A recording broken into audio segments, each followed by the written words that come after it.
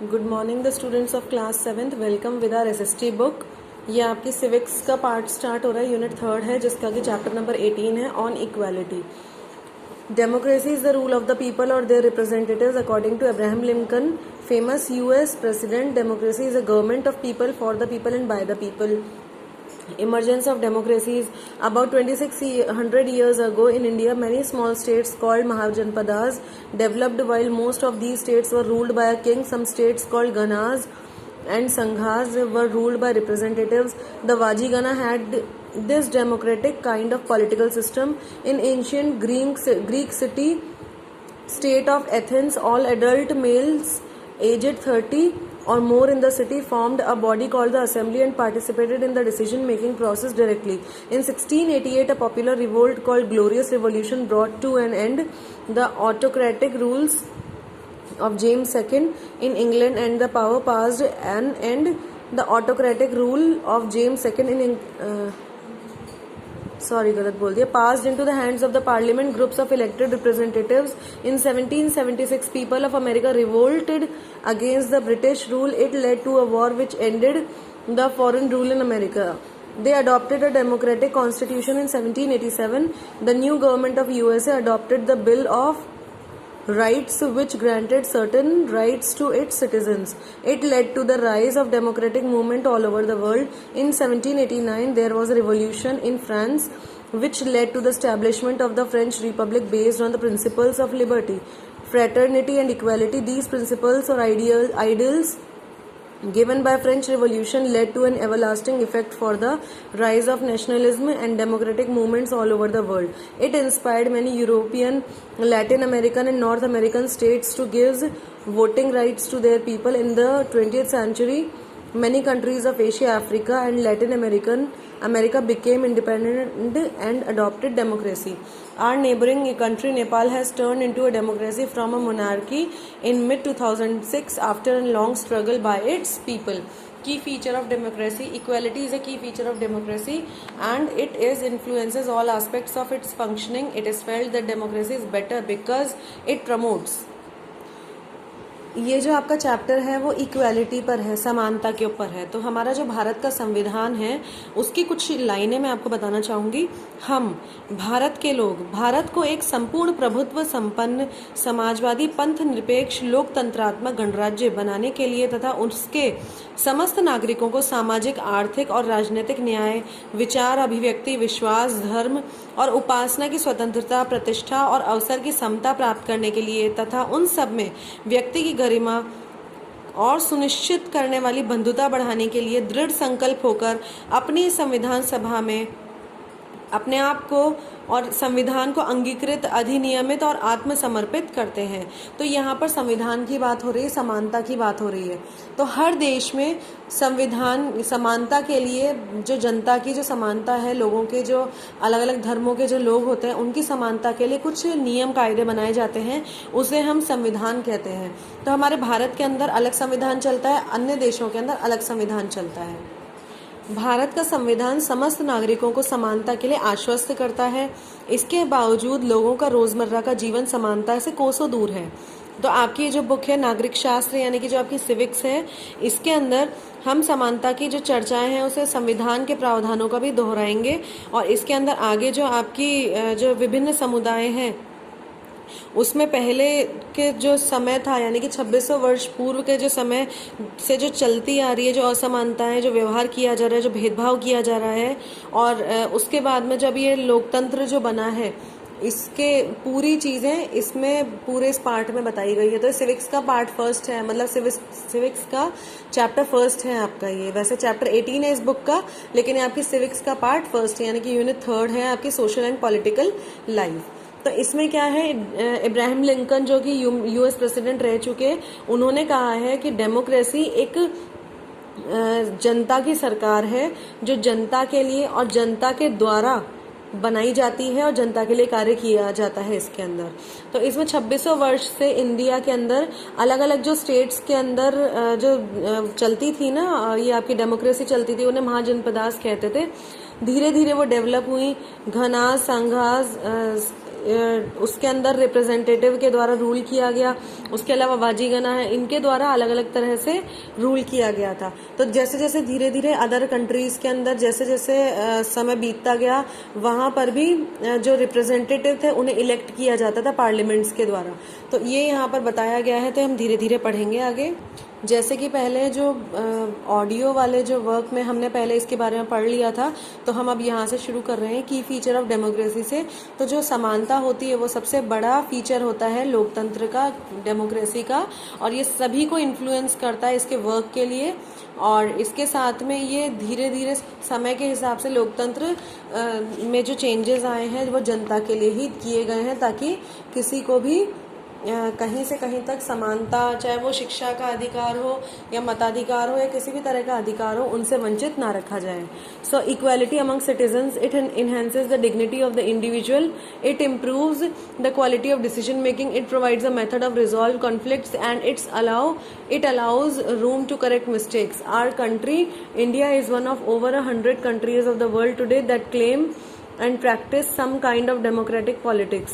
They have formal constitutions, they hold elections, they have political parties, and they guarantee rights of citizens. While these features are common to most of them, these democracies are very much different from each other in terms of their social situations, their economic achievements, and their cultures. Clearly, what may be achieved or not achieved under each of these democracies will be very different. So different systems of power. When we talk to people around us, most of them support democracy against other alternatives such as rule by a monarch or military director or religious leader. But not so many of them would be satisfied with the democracy in practice. So we face a dilemma. Democracy is seen to be good in principle but felt to be not so good in practice.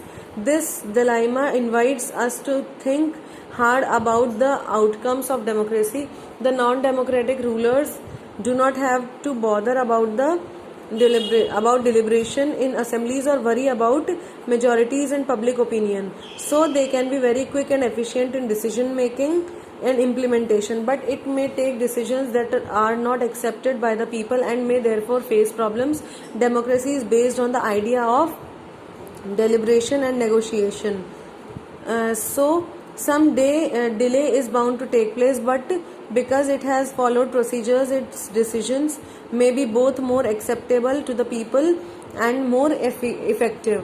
The citizen has the right and means to examine the process of decision making. This is known as transparency. This factor is often missed from from a non-democratic government. The democratic government develops mechanisms for citizens to hold the government accountable, and mechanisms for citizens to take part in decision making whenever they think fit. Expected outcomes of a democracy are regular, free and fair elections, open public debate on major politics and legislations, and citizens' right to information about the government and its functioning. It may be reasonable to expect from a democracy government that is attentive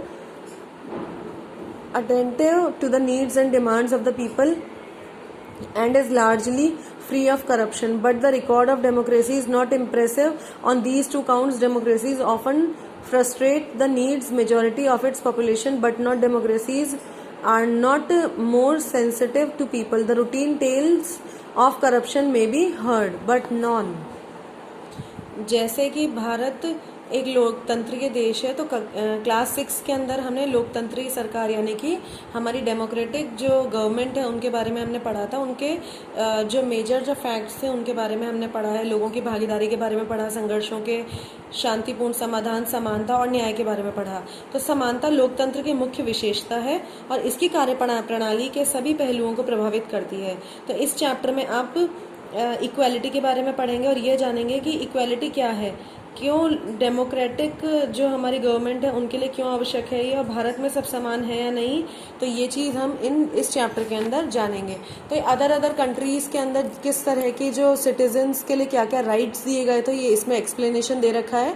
तो सिर्फ आप इसे read कर लीजिए, because हमें India के बारे में जानना है, तो हम इंडिया के बारे में ही आगे कंटिन्यूसली पढ़ेंगे। तो मताधिकार की जो समानता है हमारी different systems of power. Bharat जैसे एक डेमोक्रेटिक कंट्री में सभी जो लीडर्स होते हैं, नॉट लीडर्स, जो हेड्स होते हैं यानी कि वयस्क होते हैं, जो कि 18 से ऊपर होते हैं, अबव होते हैं, उन्हें वोट देने का अधिकार होता है, जो कि हमारे इंडिया में चल रहा है। चाहे उनका धर्म कुछ भी हो, शिक्षा का स्तर कुछ भी हो, जाति कुछ भी हो, या फिर वो अमीर हो या गरीब हो, इसे जैसा, इसलिए आपने लास्ट ईयर बुक के अंदर पढ़ा हुआ है पूरा यूनिवर्सल, आपके जो नॉट यूनिवर्सल, हमारे यहाँ पे सार्वभौमिक वयस्क मताधिकार होता है और यह सभी लोकतंत्रों का आवश्यक पहलू है। सार्वभौमिक वयस्क मताधिकार का विचार समानता के विचार पर आधारित है, क्योंकि यह घोषित करता है कि देश का हर व्यक्ति, चाहे वो स्त्री और पुरुष हो, एज क्या होनी चाहिए उनकी, 18 से अबव होनी चाहिए। 18 से ही आपको 18 ईयर्स से ही आपको क्या होता है, वोट देने का अधिकार दिया जाता है, या उसका चाहे आर्थिक स्तर कुछ भी हो, जाति कुछ भी हो, वह एक वोट देने का हकदार होता है ना। एक अच्छी सरकार, एक अच्छा लोकतंत्र कब माना जाता है, वो जब माना जाता है जब आप अच्छे से डिसीजन लेंगे, पब्लिक के ओपिनियन को लेते हुए जनता की राय को अपने साथ में लेंगे डिसीजन मेकिंग में, और उनके इम्प्लीमेंटेशन के अंदर अगर आप जल्दी से आप वर्क करेंगे तो अच्छे से आपकी जो सरकार है या फिर आपका जो लोकतंत्र है वो बहुत अच्छे से रन करेगा। तो यहाँ पर क्या है कि जैसे अपने इंडिया के अंदर बहुत सारी प्रॉब्लम्स होती है, हमें बहुत सारी प्रॉब्लम्स को फेस करना पड़ता है, डिसीजंस जो होते हैं वो बहुत जल्दी लेने पड़ते हैं, क्योंकि यहाँ पर बहुत से स्थानों पर गरीबी है। तो वहाँ पर क्या, उस गरीबी के हिसाब से जो लोग हैं वहाँ के, तो उनको क्या बहुत सारी प्रॉब्लम्स का सामना करना पड़ता है, जैसे इलेक्ट्रिसिटी बिल हो गया, वाटर बिल हो गए, आपके फूड को लेके प्रॉब्लम्स हो जाती हैं। तो ये सारी चीज़ें, और जॉब्स को लेके प्रॉब्लम्स होती हैं। तो क्या होता है कि जब जनता को प्रॉब्लम्स आती हैं तब उनकी हेल्प कौन करती है, उनके राजा करते हैं। तो हमारी राजा कौन हुए, हमारे ये सरकार ही हुई ना।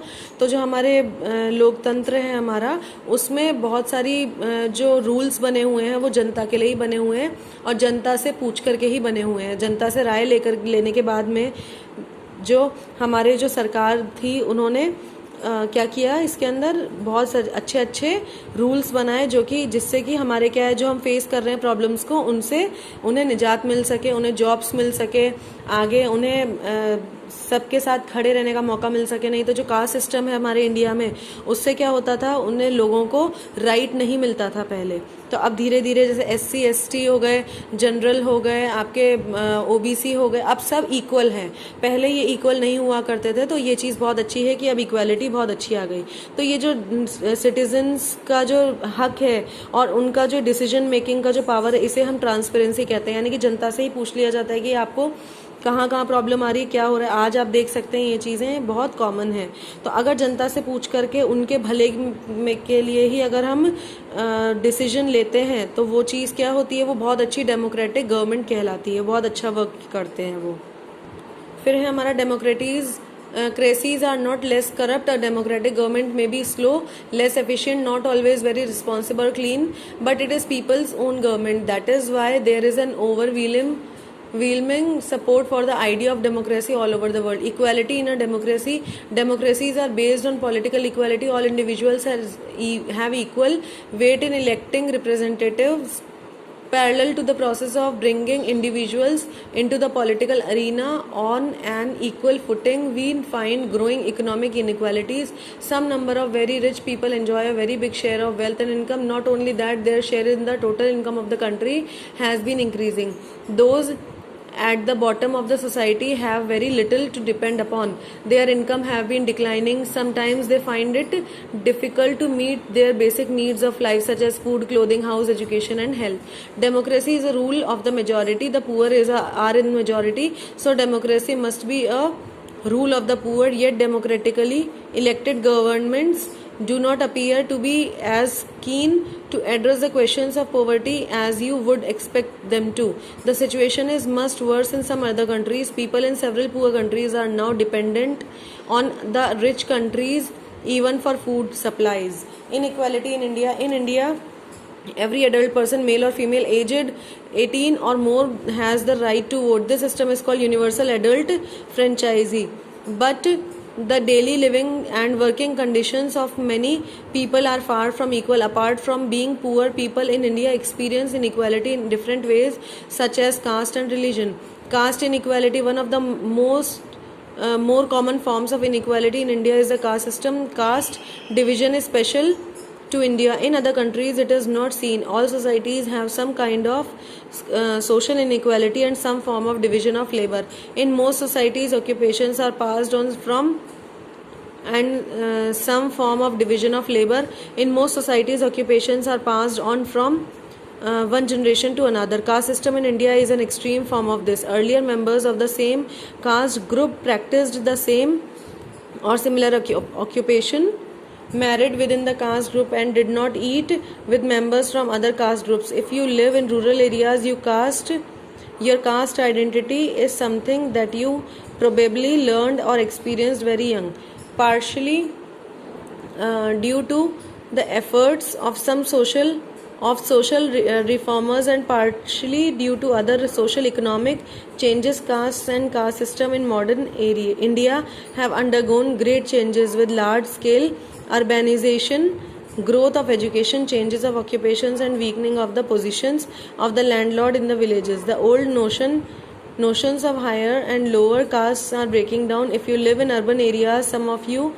might think that people no longer believe in caste. Now most of the time in urban areas it does not matter much who is walking along next to you. जैसा कि मैंने आपको बताया था, सार्वभौमिक वयस्क मताधिकार ये यूनिवर्सल एडल्ट फ्रेंचाइजी है, जिसमें कि मेल हो या फीमेल हो, अगर वो 18 या 18 से अबव है, एज से अबव है, तो उसे वोट देने का अधिकार है. तो इस सिस्टम को हम क्या कहते हैं? यूनिवर्सल एडल्ट फ्रेंचाइजी कहते हैं. फिर हमारे यहाँ कास्ट इनइक्वालिटी आती है. तो भारत में सामान्यतः प्रचलित असमानताओं में से एक है जातिगत व्यवस्था. अगर आप जैसे गांव में अभी जाते हैं, अगर भारत में रहते हैं, तो जातिगत पहचान का अनुभव शायद बहुत ही छोटी आयु में ही हो जाता है. यदि आप भारत के शहरी क्षेत्र में रहते हैं तो शायद ये सोचेंगे कि लोग अब जात पात में विश्वास नहीं करते, परंतु जरा एक प्रमुख समाचार पत्र के एक वैवाहिक विज्ञापन के कॉलम को देखेंगे आप, तो आप पाएंगे कि उच्च शिक्षा प्राप्त शहरी भारतीय के दिमाग में भी जाति कितनी महत्वपूर्ण होती है. किसी लेखक के द्वारा कहा गया है कि स्कूल में दूसरों से दूर बैठना पड़ता था, वह भी ज़मीन पर. अपने बैठने की जगह तक आते आते चटाई छोटी पड़ जाती थी. कभी कभी तो एकदम पीछे दरवाजे के पास बैठना पड़ता था, जहाँ से बोर्ड पर लिखे अक्षर धुंध से दिखते थे. कभी कभी बिना कारण पिटाई भी कर दी जाती थी. जब वे कक्षा 4 में थे, प्रधानाध्यापक जी ने उन्हें उन्हें ये कहा कि आप खेल के मैदान में झाड़ू लगाइए. तो उन्होंने लिखा कि लंबा चौड़ा मैदान मेरे वजूद से कई गुना बड़ा था, जिसे साफ करने में मेरी कमर दर्द होती थी. तो ये सिचुएशन होती थी पहले. जो जातिवाद होता था इंडिया के अंदर, उसमें कास्ट जो इनइक्वालिटी है, जाति की जो इनइक्वालिटी है, उसमें बहुत परेशानी आती थी लोगों को. लेकिन जो इंडिया है हमारी, उसके अंदर कास्ट डिवीजन बहुत ज़्यादा है. यहाँ पर अदर कंट्रीज़ के अंदर इतना देखने को नहीं मिलेगा आपको, क्योंकि यहाँ पर एजुकेशन जो थी ना, एजुकेशन वो बहुत कम थी पहले. एजुकेटेड नहीं होने की वजह से लोग इस तरह की हरकतें किया करते थे पहले. तो भारतीय संविधान में सब व्यक्तियों को समान माना गया है. इसका अर्थ है कि देश के व्यक्ति, चाहे वे पुरुष हो या स्त्री हो, किसी भी जाति, धर्म, शैक्षिक और आर्थिक पृष्ठभूमि से संबंध रखते हैं, वे सब समान माने जाएंगे. लेकिन इसके बाद भी हम यह नहीं कह सकते कि असमानता खत्म हो गई है. यह खत्म नहीं हुई है, लेकिन फिर भी कम से कम भारतीय संविधान में सब व्यक्तियों की समानता के सिद्धांतों को मान्य किया गया. जहां पहले भेदभाव और दुर्व्यवहार से लोगों की रक्षा करने के लिए कोई कानून नहीं था, अब अनेक कानून लोगों के सम्मान तथा उनके साथ समानता के व्यवहार को सुनिश्चित करने के लिए मौजूद हैं. समानता को स्थापित करने के लिए संविधान में जो प्रावधान है, उनमें से कुछ हैं. प्रथम, कानून की दृष्टि से हर व्यक्ति समान है. इसका यह अर्थ है कि हर व्यक्ति को देश के राष्ट्रपति से लेकर के चाहे कोई छोटे से छोटा बच्चा हो या फिर कोई भी महाजन हो, सभी बराबर हैं, चाहे वो नौकरी करे चाहे नहीं करे. दूसरा है, किसी भी व्यक्ति के साथ उसके धर्म, जाति, वंश, जन्मस्थान और उसके स्त्री या पुरुष होने के आधार पर भेदभाव नहीं किया जाएगा. तीसरा, हर व्यक्ति सार्वजनिक स्थानों पर जा सकता है, जिसमें खेल के मैदान, होटल, दुकानें और बाजार आदि सम्मिलित हैं. सब लोग सार्वजनिक कुओं, सड़कों और नहाने के घाटों का उपयोग कर सकते हैं. चौथा, अस्पृश्यता का उन्मूलन किया गया है. जैसे कि कास्ट इनइक्वालिटी, ये चीज़, इसके लिए भी नियम बनाया गया है. नहीं बनाया जाता तो फिर ये कास्ट और भी ज़्यादा नीचे गिर जाती. तो शासन ने संविधान द्वारा मान्य किए गए समानता के अधिकार को दो तरह से लागू किया गया, पहला कानून के द्वारा और दूसरा सरकार की योजनाओं और कार्यक्रमों द्वारा सुविधाहीन समाजों की मदद करके किया गया। भारत में ऐसे अनेक कानून हैं जो व्यक्ति के समान व्यवहार प्राप्त करने के अधिकार की रक्षा करते हैं। कानून के साथ साथ सरकार के उन समुदायों जिनके साथ सैकड़ों वर्षों तक असमानता का व्यवहार हुआ है, उनका जीवन सुधारने के लिए अनेक कार्यक्रम और योजनाएं चलाई गई हैं। ये योजनाएं यह सुनिश्चित करने के लिए चलाई गई हैं कि जिन लोगों को अतीत में अवसर नहीं मिले, वे अब उन्हें अधिक अवसर प्राप्त कर सकते हैं, प्राप्त किए जाए, उन्हें दिया जाए। तो जो कास्ट सिस्टम था उसके बारे में क्या इसमें बताया गया है, इसमें मतलब अलग अलग डिवीजन किए गए थे लोगों के कि इस कास्ट को मंदिर में एंट्री नहीं मिलेगी। अगर मान लीजिए इस कास्ट ने अदर कास्ट से शादी कर ली तो उसे अपने परिवार वालों के साथ भोजन ग्रहण करने नहीं दिया जाएगा। अगर मान लीजिए कि कोई महिला है, अगर वो किसी और कास्ट में शादी कर लेती है तो उसे अपने पियर पक्ष से भी ज़्यादा मेलजोल रखने का भी हक नहीं दिया जाता था पहले। तो ये चीज़ें आप गाँव में देख सकते हैं, गाँव में ये चीज़ अब ज़्यादा मिलेगी, सिटीज़ में इतना नहीं। अगर सिटीज़ की बात करें तो बहुत हद तक ख़त्म हो चुका है कास्ट सिस्टम। अब हो जाती है, मैरिजेस भी हो जाती हैं और अब एजुकेशन की भी ग्रोथ हुई है, यानी कि एजुकेशन ज़्यादा हुई है। तो एजुकेशन के साथ साथ लोगों के अंदर सोच में चेंज आ गया है, उनके ऑक्यूपेशन में चेंज आया है। उनके जो कमज़ोर पक्ष थे, जैसे कि सरकारी नौकरियां लगी है बहुत सारे लोगों की, बहुत सारे लोगों ने अपने बिजनेस खोले हैं, कुछ ने अपने जो गाँव के जो ज़मीन थी जिनके पास में जो खेती करते थे उन्हें भी सरकार ने बहुत अच्छी अब वो दी है, बहुत अच्छी जगह दी है लोगों के बीच में। तो अब क्या हो रहा है कि लोअर जो कास्ट है वो टूटती, मतलब जो हायर और लोअर जो कास्ट की जो ये तरीका था ये ख़त्म हो चुका है एक तरह से। और आप देखेंगे तो आप कोई भी बहुत सारे जो अभी प्रेजेंट जो जनरेशन है वो कास्ट में बिलीव नहीं करती है। तो इसलिए आप लोगों को भी नहीं करना चाहिए, जो भी इस तरह करते हैं वो गलत होता है इस तरह। ओके, तो आज हम यहाँ तक करेंगे। अब नेक्स्ट वीडियो के अंदर आपको नया आगे का जो पार्ट है वो बताया जाएगा। इसमें ज़्यादा कुछ भी नहीं है, कुल मिलाकर के आपको ये देखना है कि अपने इंडिया के अंदर क्या क्या सिस्टम्स हैं, तो इसके बारे में मैंने आपको बताया और आप इसे पढ़ करके और अच्छे से समझ सकते हैं। तो अदर कंट्रीज़ का जो भी सिस्टम है इसे आप बस एक बार गो थ्रू हो जाइए, ज़्यादा कुछ इसमें आपको करना नहीं है क्योंकि हमें इंडिया के बारे में ज़्यादा पढ़ना है। Okay, bye bye everyone.